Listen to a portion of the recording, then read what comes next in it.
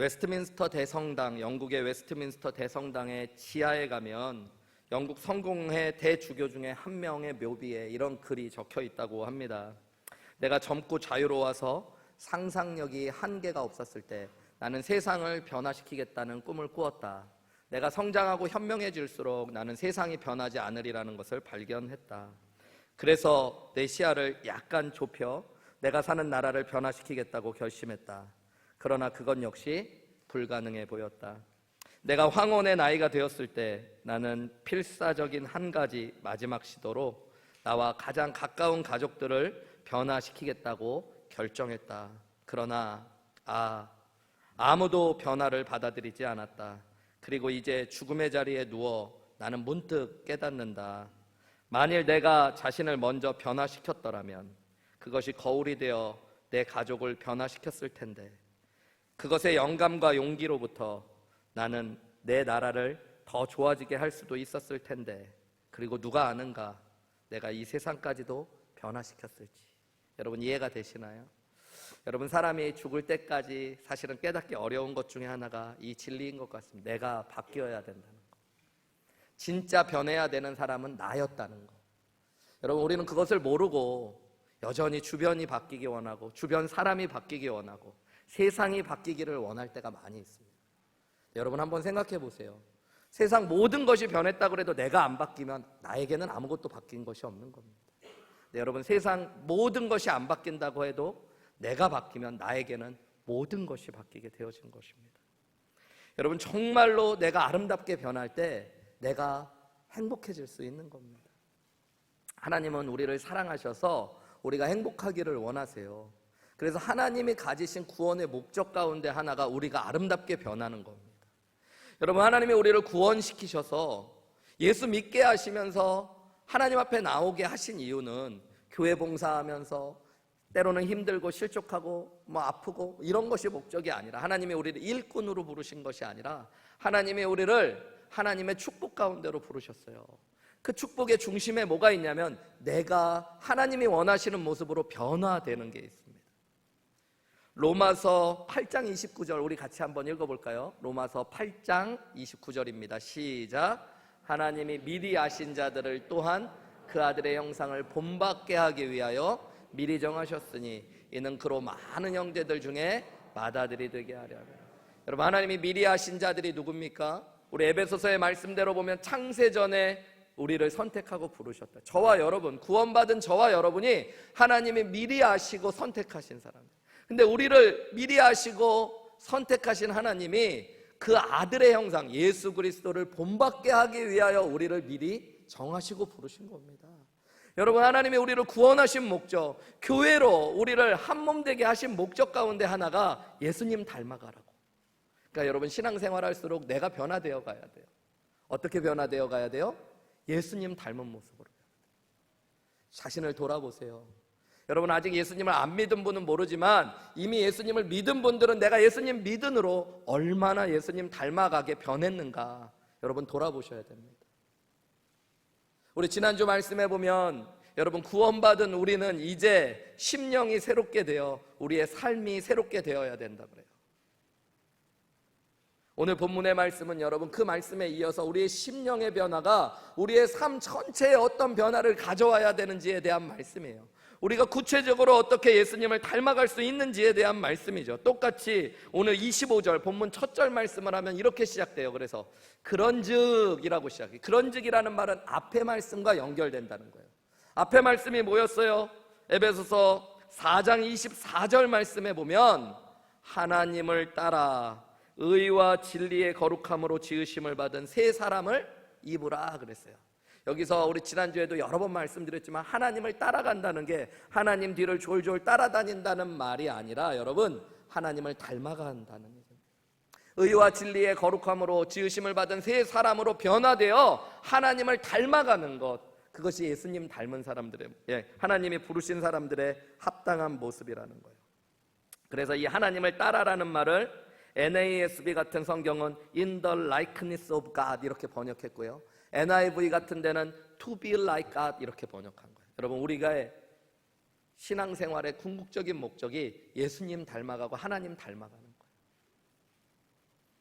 오늘 본문의 말씀을 저와 여러분이 그런 눈으로 살펴보면서 구체적으로 마음의 변화에 이어서 우리가 어떤 모습으로 변화되어 가서 하나님을 닮아가고 예수님을 닮아가는, 하나님이 원하시는 구원받은 사람들의 모습으로 살아낼 수 있을지 한번 말씀을 살펴보기 원하고요. 이 말씀을 통해 깨달음을 얻을 때마다 그냥 말씀의 깨달음이 깨달음에만 그치는 것이 아니라 우리가 예수님 닮아가는 모습으로 변화되기를 소원하고 실천하는 놀라운 은혜가 있으시기를 주님의 이름으로 축원합니다. 그렇다면 우리는 어떻게 예수님 닮아갈 수 있을까요? 하나님이 원하시는 구원받은 사람의 모습으로 변화될 수 있을까요? 첫 번째로 여러분, 진정한 회개가 필요해요. 뭐가 필요하다고요, 여러분? 진정한 회개가 필요합니다. 여러분, 성경에서 보면 회개는 구원받은 자들에게 항상 딸려오는 말이에요. 구원과 회개는 분리되어지지 않아요. 회개하라 곧 구원받는 것이고, 구원받은 자는 회개해야 되는 것입니다.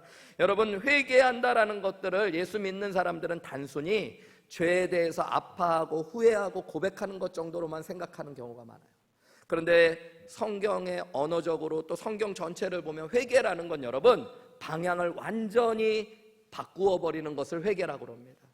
그냥 그 방향을 바꾸는 과정 가운데 우리의 감정이 따라올 수 있어요. 후회되고 아파하고 슬퍼하는 게 있을 수는 있지만, 회개라는 것은 감정의 영역이 아니라 우리의 삶의 변화의 영역이라는 거예요.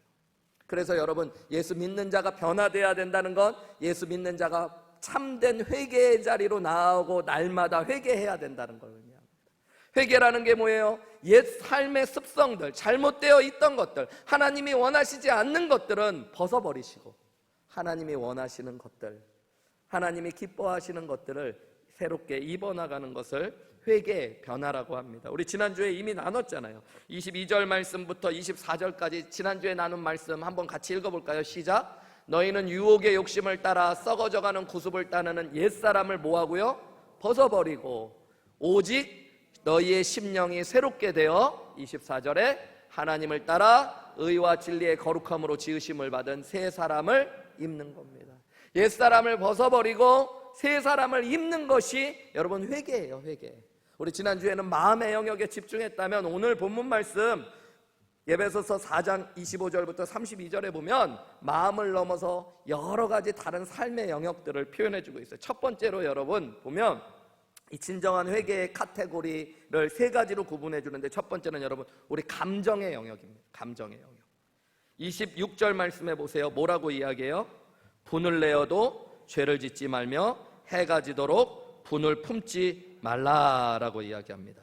31절 말씀에도 보면 너희는 모든 악독과 노함과 분내는 것, 이런 것들을 악의와 함께 버리라, 이렇게 이야기하고 있어요. 여러분, 한마디로 우리 안에 옛사람의 성품처럼 버려야 되는 감정들이 있다는 것. 그 중에 대표적인 게 여러분 분내는 것, 화내는 것.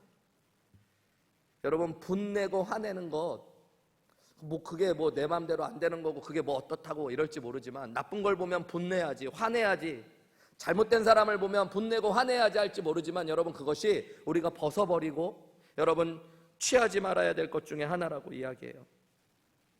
악의, 악독, 여러분 악하고 독한 마음들, 여러분 이런 것들은 우리가 버려버려야 된다고 그래요. 두 번째로는 여러분 언어의 영역입니다. 언어의 영역. 오늘 본문 말씀 25절에 보면 뭐라고 이야기해요? 거짓을 버리고 그 이웃과 함께 참된 것을 말하는, 거짓을 여러분 우리 입술에서 제하셔야 돼요. 어떤 언어학자가 하는 이야기를 봤더니 인간은 평균 하루에 200번 정도씩 거짓말을 한대요. 자기도 모르게. 거짓이라는 것이 인간의 언어의 습성 가운데 무언가를 조금씩 부풀리기도 하고, 여러분 바꾸어 말하고 내가 유익하게 이야기하는 것들. 근데 그것을 버려버리라고 이야기합니다. 여러분 거기에만 그치지 않아요. 다시 31절로 가시면 떠드는 것, 이게 떠드는 것이라고 번역했는데 여러분 그냥 수업 시간에 떠드는 거 얘기하는 게 아니고요. 원어로 보면 여러분 소리 지르는 걸로 해요. 여러분 사람에게 소리 질러 보신 적 있으세요? 아니면 혼자 막 소리 질러 보신 적 있으세요? 여러분 그거 버려야 되는 것이라고 말씀하십니다.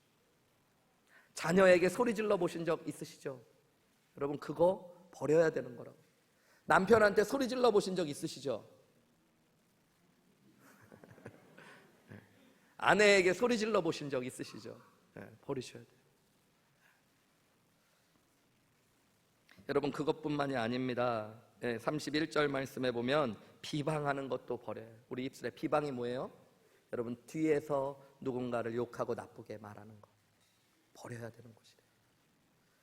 여러분, 우리 안에 나는 상관없는 것 같은데 근데 이것이 우리가 원래 입고 있던 옷이래요. 그러니까 여러분, 우리의 입술에 비방하는 습성이 있어요. 네.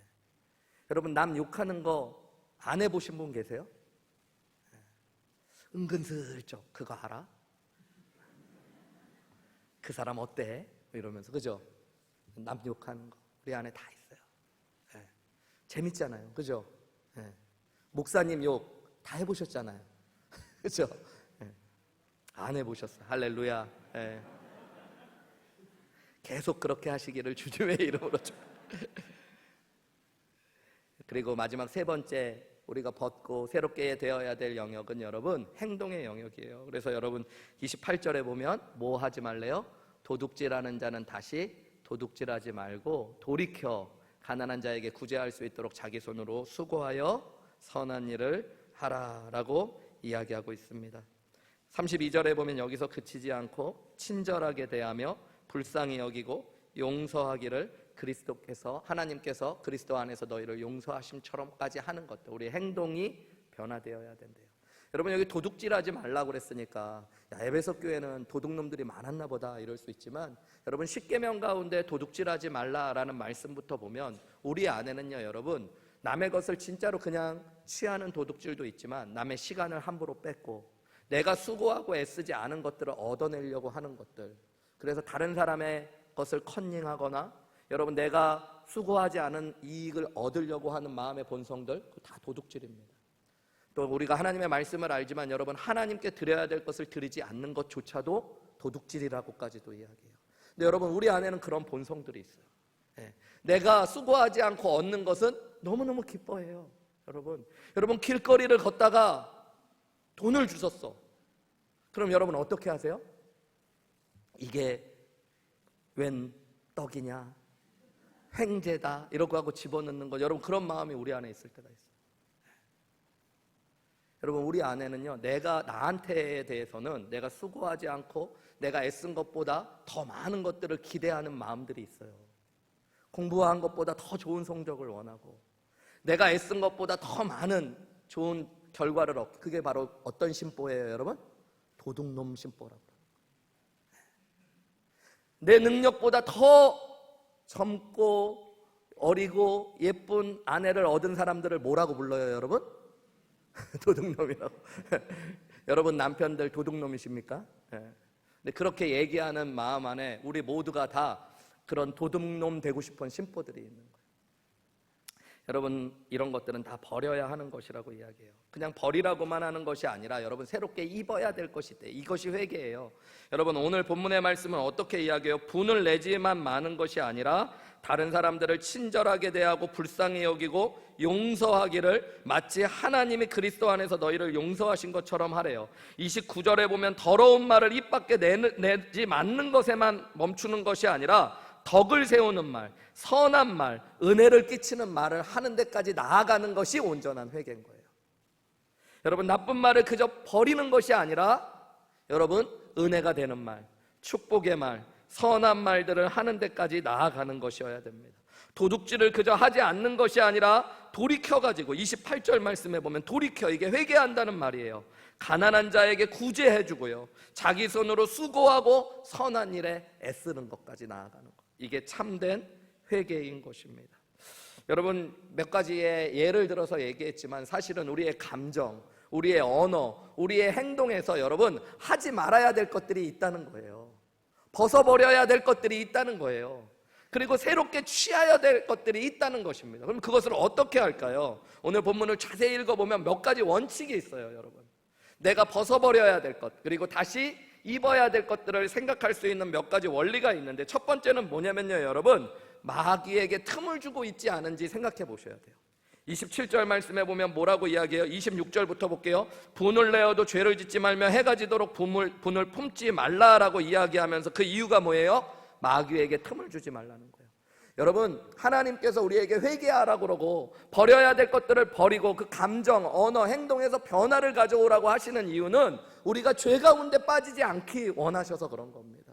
여러분, 마귀는 우는 사자와 같이 삼킬 자들을 두루 참고 있어요. 근데 마귀가 어느 순간에 우리의 삶과 우리의 마음과 우리의 가정을 무너뜨리는 죄 가운데로 우리를 이끌고 가냐? 우리가 가져서는 안 되는 감정들을 갖기 시작할 때, 우리가 해서는 안 되는 말을 할 때, 우리가 해서는 안 되는 행동을 할 때, 여러분, 마귀가 틈을 타는 거예요. 그리고 우리를 무너뜨릴 수 있다. 여러분, 죄는 반드시 나의 삶과 우리 가정을 망가뜨리고 불행하게 만드는 거예요. 그래서 하나님은 여러분, 우리가 죄 짓기를 원하지 않으세요. 왜냐하면 우리가 행복하게 변화되기를 원하세요. 여러분, 한번 여러분의 인생을 돌아보세요. 화내지 말아야 될 곳에서 화를 내다 죄 지은 적 있지 않으세요? 여러분, 내 감정을 컨트롤하지 못해서 공동체와 가정에 악영향을 준 적 있지 않으세요? 여러분, 내가 해서는 안 되는 말들을 해서 그것이 마귀의 틈이 되어서 공동체를 아프게 하고 형제자매를 아프게 했던 기억들이 있지 않으세요? 여러분, 여러분이 해서는 안 되는 일들을 하고 봐서는 안 되는 것을 보고 가서는 안 되는 곳을 감으로 말미암아 죄를 범하게 되고 삶이 어려워졌던 경험들이 있지 않으세요? 여러분, 하나님은 그래서 우리를 위해 마귀에게 틈을 주지 말라고 말씀하고 계세요. 그러니까 여러분, 내 안에 어떤 감정이 일 때 혹시 이것이 마귀에게 틈을 주는 것은 아닌지, 이것 때문에 내가 죄를 짓고 또 하나님이 원하시지 않는 길로 가지는 않을지 돌아보시는 게 중요한 거예요. 그 다음 여러분, 원리가 무엇이냐면, 내가 분을 내는 대상, 나쁜 말을 하게 되는 상대방, 내가 남의 것을 취하려고 하는 상대방이 내 한 지체라는 것들을 잊어서는 안 되는 거예요. 25절 말씀 보세요. 그런즉 거짓을 버리고 각각 이웃과 더불어 참된 것을 말하라. 이는 우리가 서로 뭐가 됐대요? 지체가 된 것을 잊지 말라는 거예요. 여러분, 내가 막 화를 낼 때, 내가 화를 내고 있는 그 대상이 믿음 안에서 내 한 몸 된 한 지체, 가정 안에서 하나님께서 돕는 배필로 내 배우자로 주신 내 남편, 내 아내 한 몸일 수 있다는 것들을 생각하셔야 돼요. 여러분, 그래서 그 사람을 욕하는 게 나를 욕하는 게 되고, 그 사람에게 화내고 그 사람이 아프게 되는 게 결국 내가 아파지는 결과라는 것들을 기억하실 필요가 있어요. 여러분, 우리는 아무 생각 없이 내 감정들을 막 폭발하기도 하고 아무 말이나 하고 아무 행동이나 하면서 결국에는 내 몸을 상하게 할 때가 있다고요. 부부싸움 하면 여러분, 누가 이기는 거예요? 목소리 큰 사람이 이기는 거예요? 뭐 의저 맞은 사람이 지고 때린 사람이 이기는 거예요? 뭐가 이기는 거예요, 여러분? 부부싸움 하면 여러분, 그 순간 다 지는 거예요. 다들 왜 그런 눈으로 저를? 안 싸워보셔서 그런 거예요? 동의를 못해서 그런 거예요? 제가 부끄럽지만 제가 이제 결혼한 지 20년이 조금 넘었는데 신혼 초에 아내와 다투었던 적이 몇 번 있어요. 지금도 가끔 뭐 안 맞을 때가 있지만 지금은 이제 그냥 그러려니 해도 내가 지니까 뭐 말 안 하고 지나가는데, 옛날에는 그래도 막 내가 남잔데 뭐 이렇게 해갖고 몇 번 하다가 아내에게 화를 내기도 하고 해서는 안 되는 말을 할 때도 있었던 것 같아요.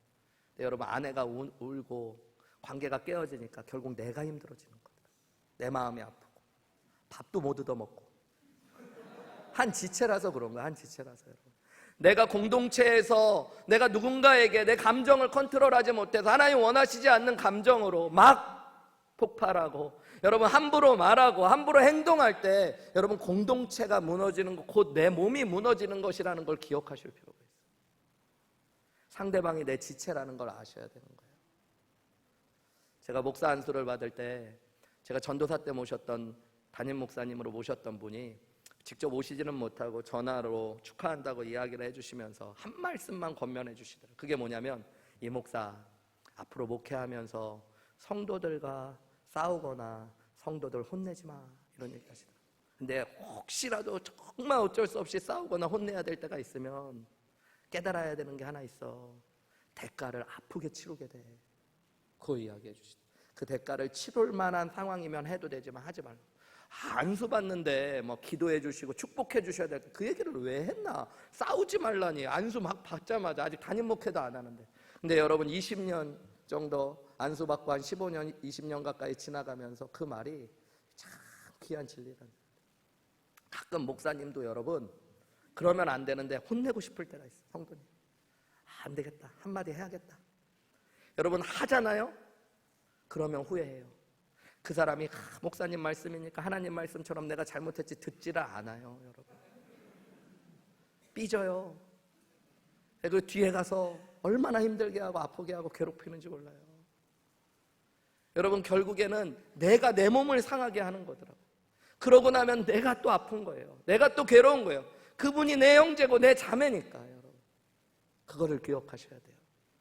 여러분 또한 회개할 때 우리가 벗어버려야 될 것과 입어야 될 것들을 생각할 때 하나 더 생각하셔야 되는 것 중에 하나는 성령님이 근심하시는 것들을 생각하셔야 돼요.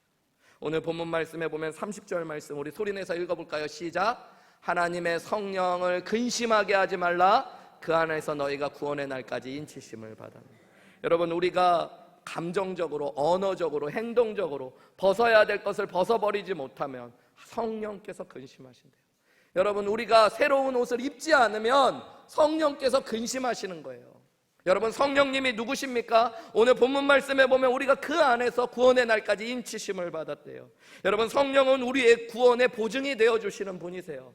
고린도후서 말씀에 보면 여러분 성령이 아니고서는 누구도 예수를 주라고 할 수 없대요. 그러니까 우리가 예수님을 주로 고백하고 믿게 되고 구원받게 되는 출발에 누가 계셨던 거예요? 성령님이 계셨어요. 성령님이 우리를 구원하셔서 하나님 자녀로 낳게 하신 분이에요. 여러분 성령님이 우리 안에서 우리의 믿음을 자라도록 말씀과 기도로 양육하시는 분입니다. 성령님이 우리를 죄 가운데 보호하시며 인도하시는 분이세요. 그래서 어떤 신학자는 성령님은 어머니와 같은 분이라고 이야기했어요. 우리를 낳아주시고 우리를 길러주시고 우리를 보호하시고 우리를 위해 사랑으로 인도하시는 분이 성령님이에요. 그런데 여러분 우리가 품어서는 안 되는 마음과 감정들을 품고 해서는 안 되는 말들을 쏟아내고 해서는 안 되는 행동을 할 때마다 누가 아파하시는 거예요? 내 안에 계신 어머니와 같은 성령님이 아파하고 계시다는 거예요. 여러분 그것을 깨닫는 게 성숙하는 거예요. 믿음이. 그때 우리는 진정한 회개의 자리로 나아갈 수 있게 되는 거예요. 분내고 화내는 게 옳지 않으니까 이런 율법적인 신앙이 아니라 여러분 내 안에서 나를 죽기까지 사랑하시는 성령님께서 아파하시고 울고 계시다고요. 여러분 자녀가 성숙하면 어머니의 아픔과 눈물을 이해하기 시작. 그때 성숙하는 거예요. 제가 이번에 한국을 갔다 왔잖아요. 80이 넘은 저희 어머니를 이렇게 뵀더니 저희 어머니가 옛날엔 정말 예쁘셨거든요. 제가 봐도 예뻤고 동네에서도 예뻤어요. 소문나게. 저 여러분 보여드릴 수가 없는데 나이가 드셔서 못 오셔서. 근데 많이 나이가 드셨어요. 허리가 이제는 많이 굽으셨어요. 등뼈가 막 다 주저앉으셔가지고 다치시고. 그러면서 드는 마음이 다 나 때문이다. 이런 마음이 많이 드는 거예요. 제가 알거든요. 우리 누나 둘 있고 저 아들 하나인데 어머니 속은 제가 다 썩였죠. 해서는 안 되는 말 할 때도 있었고 화내고 내 맘대로 안 된다고 함부로 행동할 때도 있었고 제가 조금 철든 거예요. 그 모습을 보게. 여러분 한국인들이 사랑하는 시를 예전에 한번 뽑은 적이 있는데 그 중에 1등으로 뽑혔던 시 중에 엄마는 그래도 되는 줄 알았습니다 라는 시가 있어요. 한때는 이것이 무명의 시인이 적은 줄 알았다가 나중에 보니까 철원에 있었던 심순덕이라는 한 여인이 자신의 어머니를 떠나보내고 나서 지은 시입니다. 이런 시예요. 여러분 엄마는 그래도 되는 줄 알았습니다.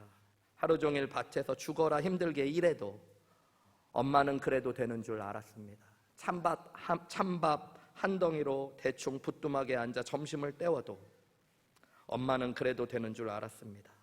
한겨울 냇물에 맨손으로 빨래를 방망이질해도 엄마는 그래도 되는 줄 알았습니다. 배부르다 생각 없다 식구들 다 먹이고 굶어도 엄마는 그래도 되는 줄 알았습니다. 발 뒤꿈치 다 해져 이불이 소리를 내도 엄마는 그래도 되는 줄 알았습니다. 손톱이 깎을 수조차 없이 닳고 문드러져도 엄마는 그래도 되는 줄 알았습니다. 아버지가 화내고 자식들이 속썩여도 전혀 끄떡없는 엄마는 그래도 되는 줄 알았습니다. 외할머니 보고 싶다, 외할머니 보고 싶다. 그것이 그냥 넋두리인 줄만. 한밤중 자다 깨어 방구석에서 한없이 소리 죽여 울던 엄마를 본 후 아, 엄마는 그러면 안 되는 것이었습니다. 여러분, 이게 철든 사람의 모습이에요. 네, 여러분, 우리 그리스도인들이 예수님을 믿고 어머니와 같은 성령님의 마음을 근심케 할 때가 얼마나 많은지, 내가 이런 감정을 갖고 있을 때 내 안에 계신 성령님이 얼마나 아파하고 울고 계시는지, 내가 이런 말들을 쏟아내고 이런 글들을 쏟아낼 때 하나님이 내 안에서 얼마나 아파하고 울고 계시는지, 여러분, 그것을 살펴볼 줄 알 때 진정한 회개가 일어나는 거예요. 내 감정을 여러분 일어난다고 다 그대로 내어두지 마세요. 여러분, 때로는 그 감정이 마귀에게 틈을 주어 우리를 죄로 이끌기도 하고요, 공동체와 지체들을 아프게 하기도 하고요, 무엇보다도 어머니와 같은 성령님을 아프게 할 수 있다는 것들을 기억하실 수 있는 것, 여러분, 그게 진짜 회개로 나아가는 길인 줄 믿으시기 바랍니다. 그때 회개가 일어나는 거예요. 이 마음은 성령님이 근심하시는 마음일까? 이 감정은 성령님을 기쁘게 해드리는 감정일까? 내가 화를 좀 누그러뜨려야지, 내가 이 분을 좀 수그러뜨려야지. 이 말은 성령님을 근심케 하는 말일까? 성령님을 기쁘시게 하는 말일까? 그렇다면 이 말을 내뱉지 말아야지. 이 행동을 하면 성령님이 근심하실까? 성령님이 기뻐하실까? 여러분, 이것을 날마다 질문하면서 회개의 자리로 나아가셔야 돼요.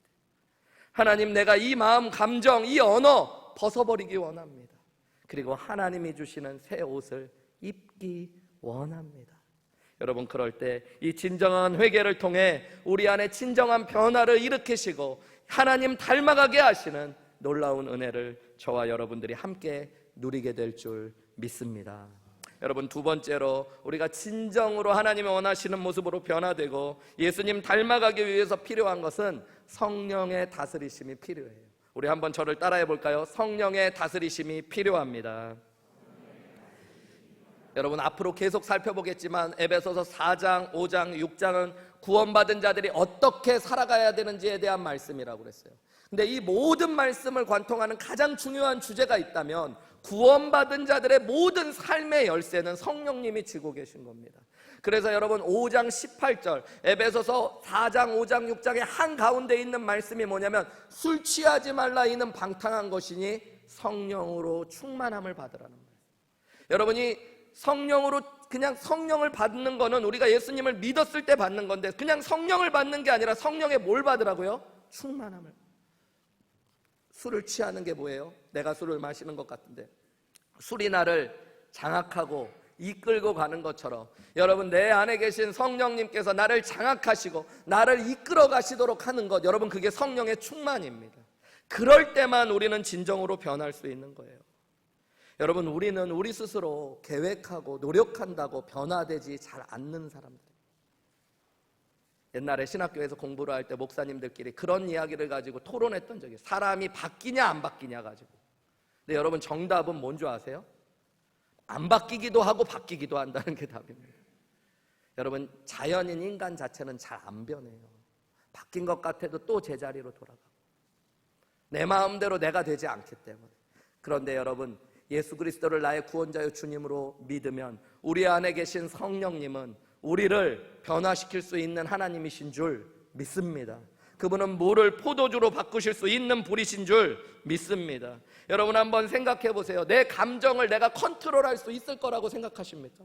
오늘 본문에서 나오는 감정의 영역, 언어의 영역, 행동의 영역은 여러분, 내가 컨트롤할 수 있는 영역이 아니에요, 사실은.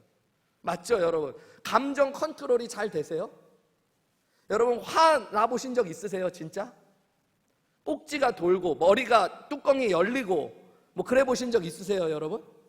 여러분, 그러면 컨트롤이 안 되는 거예요, 여러분. 왜들 그러세요? 다들 잘하시나? 쉽지가 않아요. 여러분, 저희 큰딸이 내성적이거든요. 정말 내성. 엄마 닮아가지고 좋아도 좋은 거 잘 표현은 못하고 싫어도 싫은 거 잘 표현 못하고 말도 잘 못하는 성격.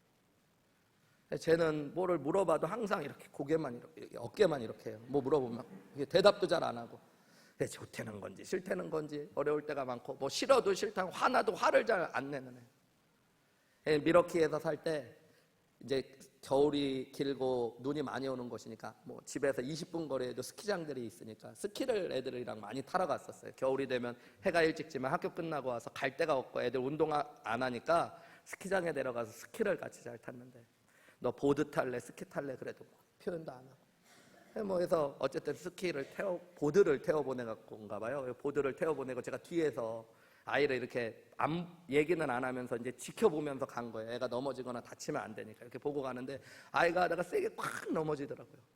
그래서 어떡하나 얘를 쫙 조금 이렇게 일으켜 주려고 옆으로 갔더니 얘가 그런 애가 아닌데 주먹으로요 눈바닥을 막 때리는 거예요. 지가 넘어진 게 너무 억울해가지고 화가 난 거예요. 얘가 자기 자신에게 화가 났는지 뭐 보드에 화가 났는지 그 슬로프에 화가 났는지는 모르겠는데 막 그거를 이를 꽉 때리고 치고 있는 거예요. 그러다 너 뭐 하냐 그러니까 얘가 갑자기 놀래가지고 그날 제가 본 거야. 성질이 없는 사람은 없구나. 그죠 여러분? 자기 감정 자기가. 목사님 우리 아내는 천사 같은 사람입니다. 제가 뭐라고 해도 한 번도 화낸 적 없고 한 번도 자기 감정을 컨트롤하지 못한 적이 없습니다. 여러분 몰라서 그렇지 그 아내가 매일같이 밥하고 설거지할 때마다 이 인간 그냥 나이만 들어봐라. 자기 감정 잘 컨트롤. 여러분 말은 컨트롤이 잘 돼요?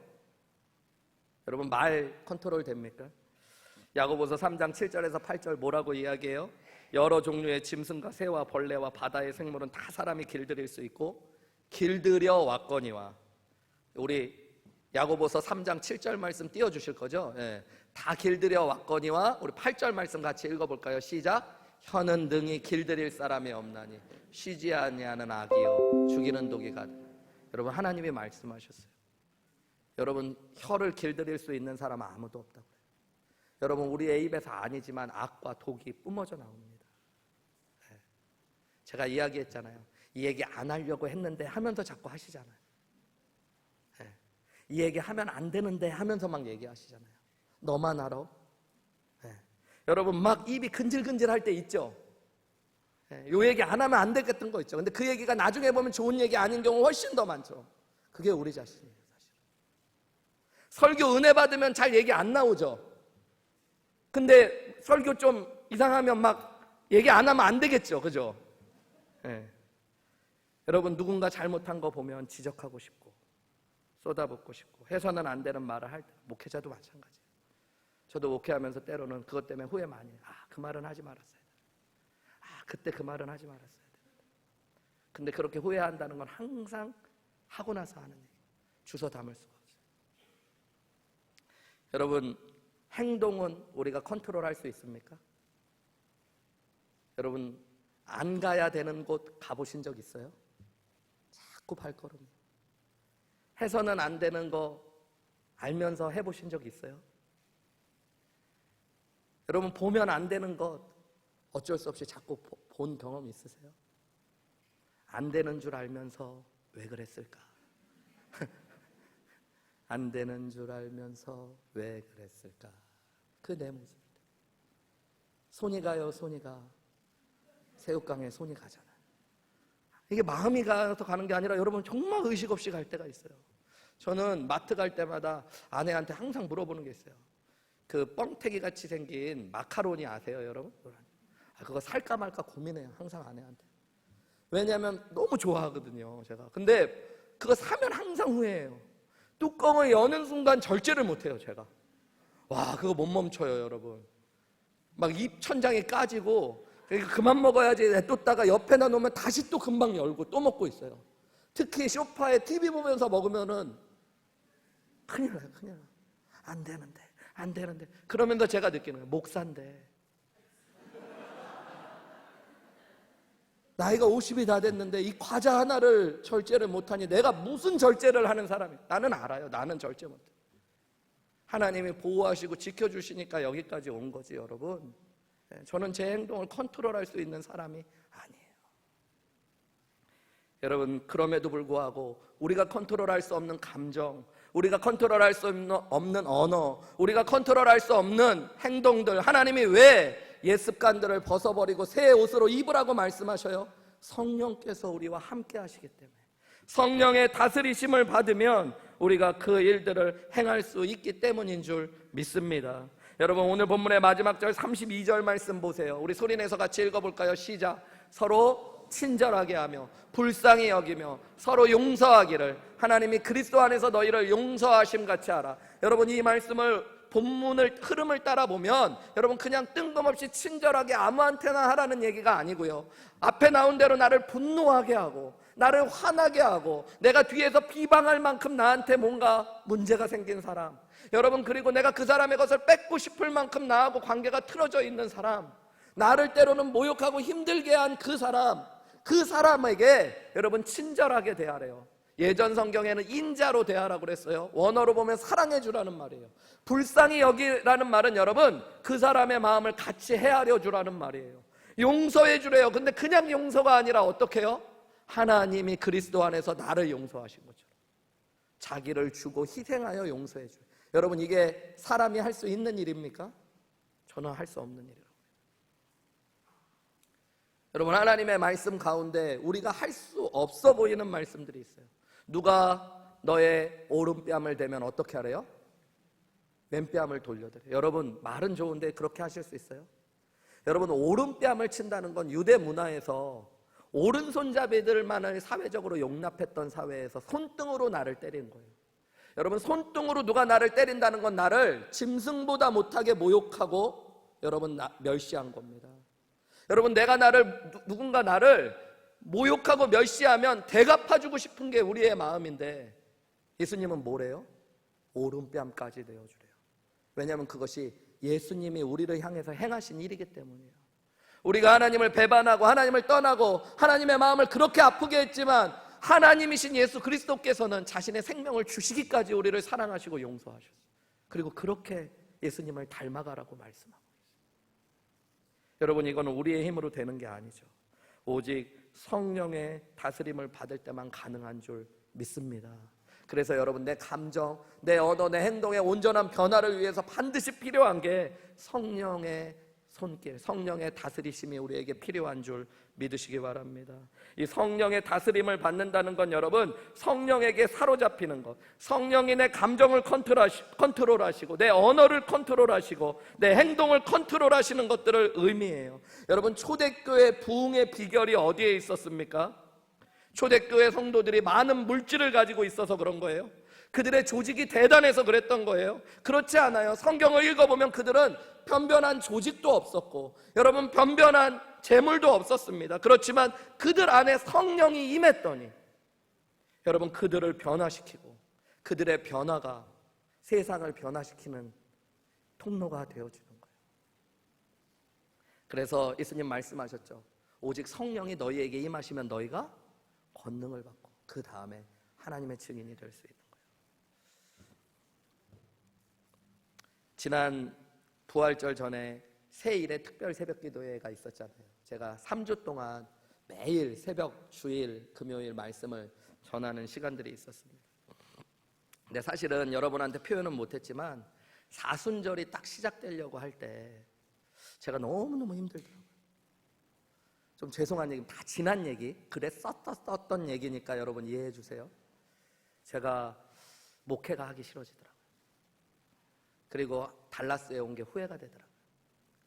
제가 떠나왔던 미러키 교회가 목사님 나가고 힘들어졌다는 이야기를 듣고 또 이 한우리 교회 목회하는데 이제 허니문이 지나가는지 뭐 건축 투표하고 또 작년에 저하고 뭐 개인적으로 큰 문제가 있었던 건 아니지만 안수 집사님 두 가정이 여러 가지 이야기들로 교회를 떠나게 되어지고 또 이 얘기 저 얘기들이 막 들려오는데 교회란 데는 참 신기한 게 여러분 비밀로 하면 내가 얘기를 안 하면 괜찮은데 누군가 한 사람한테만 얘기하잖아요. 그럼 다 퍼집니다. 속도의 차이만 있는 거예요. 내가 3명한테 퍼뜨리면 3배로 빨리 가는 거고 한 명한테만 얘기하면 그 한 명이 또 한 명한테 한 명 이렇게 해서 결국에는 다 들어와요. 그러니까 제가 너무 지쳐가는 거예요. 마음이 지쳐가니까 여러분 어떨 때는 막 원망도 나고 불평도 나고 저 자신에 대한 후회도 되고 저 자신한테 화가 나는 거예요. 특별히 내가 왜 이렇게밖에 못했을까? 나는 왜 이거밖에 안 될까? 또 그분한테 내가 한 게 죄송하기도 하고 또 그분을 보면서 원망도 나고 어떤 여러 가지 일들 속에서 점점 메말라지니까 여러분 말씀이 읽혀지지가 않아요. 그리고 자꾸 짜증이 나는 거예요. 부목사님들이나 아내, 아이들에게 자꾸 잘못된 말을 할 것 같은 위험이 생기는 거예요. 좋은 말이 잘 안 나가죠. 마음이 힘드니까. 그래서 말을 줄이니까 더 이상해져 가는 거예요. 더 메말라져 가고. 그럴 때 한국에서 제가 알던 목사님 한 분이 보이스톡으로 전화를 주셨어요. 이분이 참 어려운 교회에서 교인도 거의 없는 곳에서 정말 힘들게 목회하시는 분인데 항상 전화하시면 힘들고 하소연을 했던 분이 그날은 너무너무 힘이 있고 즐거운 마음으로 전화를 하신 거예요. 도대체 무슨 일인가 했더니 뭐 여러 이야기를 하셨는데 결론은 뭐냐면 목사님임에도 불구하고 자기가 얼마 전 성령에 사로잡히는 놀라운 은혜를 경험하고 났다. 성령이 자신을 만져주시니까 새로운 세계가 있다고. 이 목사님, 나 새로운 세계를 경험했어. 교인들이 내가 불행하니까 교인도 불행하고 내가 불행하니까 내 아내도 우울증에 걸리고 그랬었는데 내가 성령에 사로잡히니까 내가 변화되고 내가 행복하니까 교인들이 행복해지고 내가 행복하니까 내 아내가 행복해지는 새로운 세계를 경험했어. 이 목사님, 나는 몰랐어. 새로운 세계가 있는지 몰랐어. 그 얘기를 계속하는 거예요. 근데 솔직하게 그 전화를 받는데 네 이렇게 나는데 나는 전화 끊고 혼자 있고 싶다. 막 이런 생각밖에 안 들었어요. 전화를 끊고요. 가만히 있는데 그때부터 틈만 나면 그 얘기가 자꾸 제 안에 떠오르는 거예요. 성령이 오니까 정말 다른 세계가 있다는 거. 그래야지 새로워질 수 있다는 거. 하나님 앞에 하나님 저 어떡해요? 저 너무 힘들어요. 그렇게 기도하는데 하나님께서 성령 충만을 바로 주시면 좋은데 그게 아니라 3주 새벽 기도하라는 마음을 자꾸 주시는 거예요. 그래서 제가 그랬어요. 안 해요. 진짜 그랬어요. 못해요. 평상시에도 매일 새벽기도 3주간 설교 준비해서 설교하는 거 힘든데 지금 그럴 마음 상태가 아니에요. 목사님, 하나님 저 부활절 끝나고 그래서 휴가 없고 한국 가려고 다 해놓은 거예요. 저 못해요. 안 해요. 평상시에도 안 했는데 그걸 왜 지금 해요? 근데 하나님이 자꾸 그 마음을 주시는 거예요. 어쩔 수 없이 순종했어요. 순종하고 주일날 4번 설교하고 이제 월요일날 쉬어야 되는데 월요일날부터 새벽 기도. 그날부터 딱 말씀의 자리에 서서 말씀을 전하는데 하나님이 막 하늘문을 여시고 은혜를 주시면 좋은데 화가 나는 거예요. 진짜 화가 나는 거예요. 내가 왜 여기서 이 일을 하고 있어? 내가 말만 안 한다고 했는데 보니까 안 온 사람들도 많아요. 월요일날. 화가 나니까 그런 것부터 보여요. 예. 전도 우리 목사님들, 부목사님들 첫날이라서 막 힘내려고 웃고 있는데 속으로 그런 마음 드는 거야. 3주 동안 설교 안 할 거 생각하니까 좋아하는구나. 진짜로 막 화나는 거예요. 짜증나는 거예요. 제가 2부 때도 말씀드렸어요. 집사님들 중에 보니까 저 한우리교회로 데려오려고 노력하셨던 집사님들 몇 분 계셨거든요. 이렇게 있을 때 그분들이 미워 보이는 거예요. 솔직하게 데려왔으면 잘하기라도 하지. 진짜로요. 아내한테도. 근데 한 목요일쯤 됐는데 일이 터진 거예요. 금요일날 새벽 예배 설교를 준비해야 되는데 여러분 말씀이 읽혀지지가 않는 거예요. 밤 11시인데 여러분 아침에 일어나서 해야지가 안 되는 게 새벽 예배 설교예요. 준비도 안 되고 말씀도 안 읽히고 제목도 안 잡히는 거예요. 큰일 났다 그러고 앉아있는데 모르겠다, 에라 모르겠다 마음도 있고 하나님 앞에 기도도 아닌 기도. 근데 이래서 안 한다고 그랬잖아요. 3주를 뭘 하라고 지금 주일 설교도 지금 어떻게 해야 될지도 모르겠고 내일 5시에 설교 난 못한다고. 내일 진짜 그래도 되나? 뭐 아프다고 하고 못 나간다고 할까? 아니면 그냥 오늘은 하나님이 아무 말씀 안 주셨다고 자습하고 기도하라고 해야 되나? 선생님들은 그럴 때 있잖아요. 근데 목사님 그러면 안 되잖아요. 여러분 잠도 안 와요. 그런데 그 말이 다시 떠오르는 거예요. 성령이 역사하셔야지 새로운 세계가 열린다.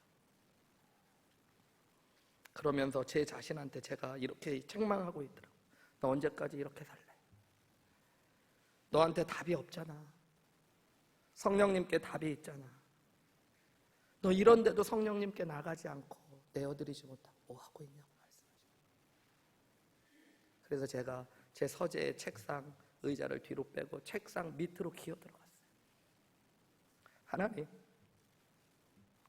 답이 없습니다. 내일 설교를 한다고 해도 제 마음이 다 바스러져 있어서 누가 밟으면 다 무너질 것 같고 메말라 있습니다. 저 목회가 하고 싶지 않습니다. 절 좀 붙잡아 주세요. 그 얘기를 하려고 그러는데 여러분 혀가 굳는 거예요. 혀가 굳어. 하나님께서 제 혀를 뻣뻣하게 하시고 그 자리에 엎어지게 하시면서 눈물을 쏟아내게 하시는데 하나님께서 내 말을 막으시고 내 마음을 매만지시기 시작하라. 내가 한다.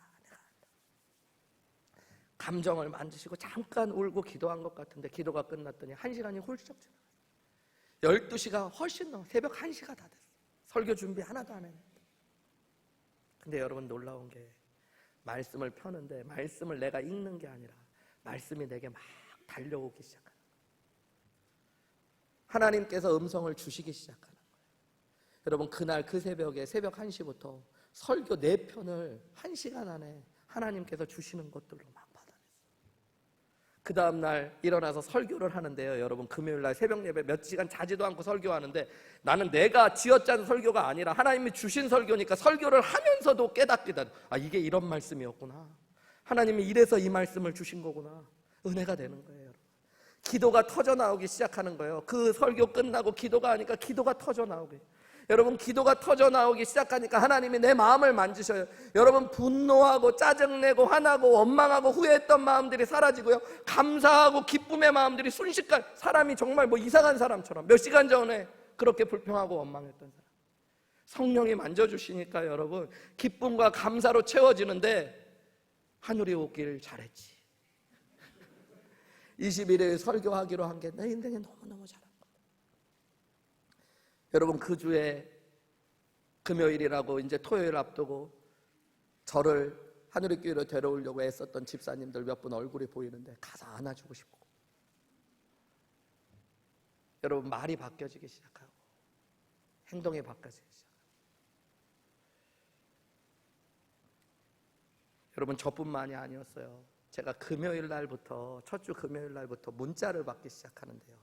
그 전까지는 뭐 월요일부터 목요일까지 문자도 거의 없었는데 금요일부터 문자가 오기 시작하는데 성도님들에게 제가 생각지도 못했던 분들한테 제가 알지도 못했던 카톡으로 막 연락이 와요. 제가 하늘의 교회를 몇 달 이렇게 다니고 있었던 그냥 출석은 했는데 마음을 정하지 않아서 등록은 안 하고 있었는데 오늘 목사님 말씀 듣고 제 마음이 변했습니다. 제가 교회 등록하기로 했어요. 목사님 알려드려야 될 것 같아서. 어떤 분은 목사님에게 말씀 못 드렸는데 저희 부부가 정말 위기 가운데 있었습니다. 헤어질 만큼. 그런데 오늘 목사님 말씀 가운데 목사님 우리 마음이 변화되는 역사가 일어났어요. 여러분 변화의 능력은 성령께서 주고 계셔요. 하나님의 역사는 여러분 우리의 생각을 초월하는 줄 믿으시기 바랍니다. 나의 생각을 뛰어넘어서 하나님만 하실 수 있는 일들을 오늘 또 성령님이 일할 수 있으심을 여러분 믿으시기 바랍니다. 여러분 이 성령님을 무시하지 마시길 바랍니다. 성령의 인도하심을 여러분 함부로 불순종하지 마시고 성령의 마음을 더 이상 근심케 하지 마시기를 주님의 이름으로 축원합니다. 내 마음을 돌아보면서 여러분 성령을 근심케 하지 마시고 죄 가운데로 나아가지 마시고 여러분 한 지체를 향해서 내가 쓴뿌리들을 내뱉지 마시고 여러분 성령의 능력 앞에 사로잡히셔서 벗어버려야 될 것들을 벗어버리시고 입어야 될 감정과 옷과 행동의 새 옷을 입으시는 저와 여러분들이 되시기를 주님의 이름으로 축복합니다. 그러면 여러분 새로운 세계 새로운 변화가 우리 안에 일어날 줄 믿습니다. 저는 말씀을 마치면서 그런 생각했어요. 우리 교회가 우리가 가진 만큼 우리가 아는 만큼 우리가 기대하는 만큼 자라간다면 여러분 저는 솔직히 아무 희망도 없다고 믿습니다. 여러분 내 자녀가 내가 가진 만큼 내가 아는 만큼 내가 기대하는 만큼 변화된다면 그것도 아무 소망이 없다라고 저는 믿습니다. 여러분 그러나 저와 여러분이 우리 교회가 우리 가정이 우리 자녀들이 성령의 역사를 따라 성령의 능력만큼 성령이 인도하시는 만큼 성령이 알려주시는 것만큼 변할 수 있다면 여러분 우리는 희망이 있고 소망이 있는 줄 믿습니다. 여러분, 오늘 이 아침에 우리 기도할 때에 성령의 인도하심을 따라 성령께서 우리를 충만케 채우셔서 하나님이 원하시는 진정한 변화로 우리의 감정과 언어와 행동이 하나님 닮아갈 수 있게 해달라고 우리 시간에 함께 기도하는 저와 여러분들이 되시기를 주님의 이름으로 축원합니다.